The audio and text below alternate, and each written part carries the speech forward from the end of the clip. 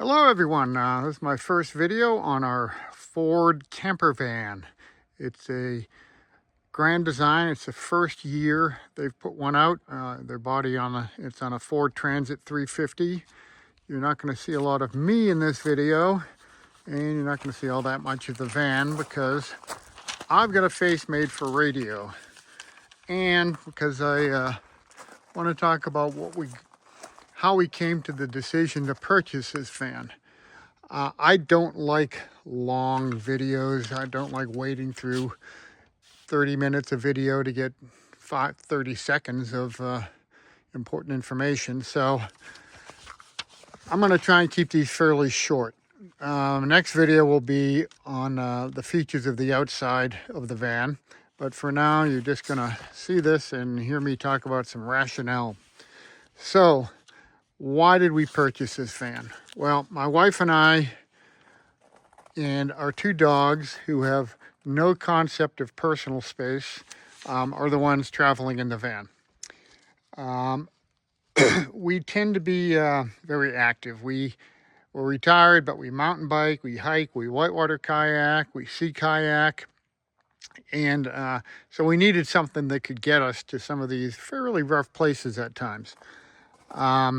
We formerly had a very large off-road trailer, which was fantastic for me. My wife loved it as long as it wasn't moving. However, she never learned to connect it to a trailer, to a truck, and could never back it up. And she got frustrated, and so we didn't use it as much as we wanted, and she wanted a van. And when she says jump, I say what color? So we decided to go with a camper van. We had some things we wanted, an indoor shower and bath.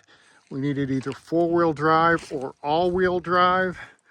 I didn't want any black water tanks. I wanted to, if possible, not have any propane. And I prefer gasoline over over diesel. So if you're in the camper van market in the United States, you have three options.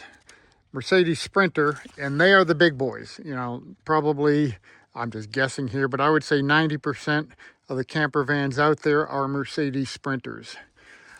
You could do a Ford Transit, or they used to be the E line back in the day, and the Dodge ProMaster. I wasn't real thrilled with the ProMaster. I may be wrong here, but I think you have to Quigley them if you want to four-wheel drive them, and I'm just not a Dodge guy.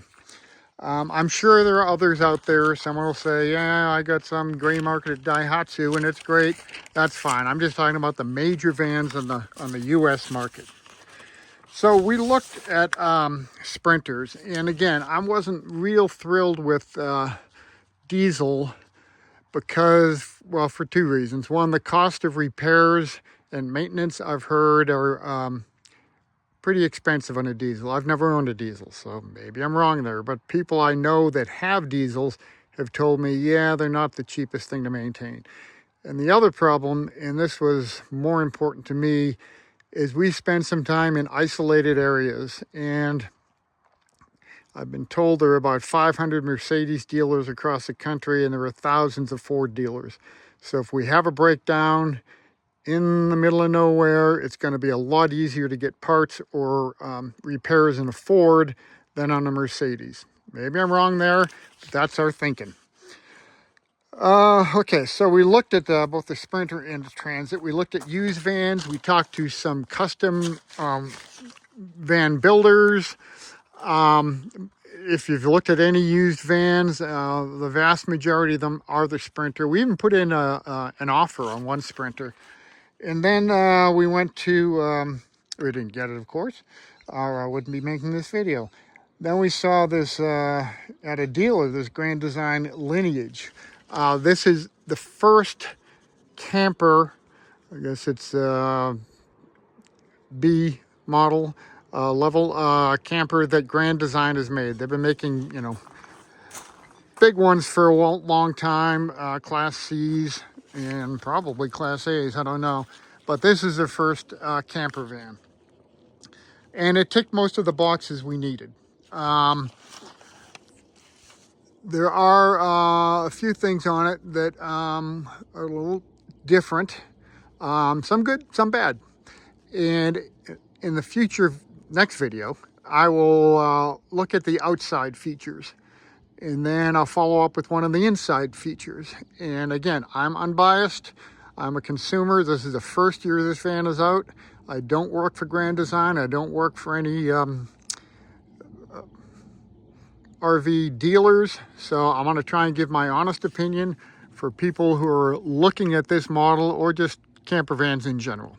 So till next time, thanks. Bye.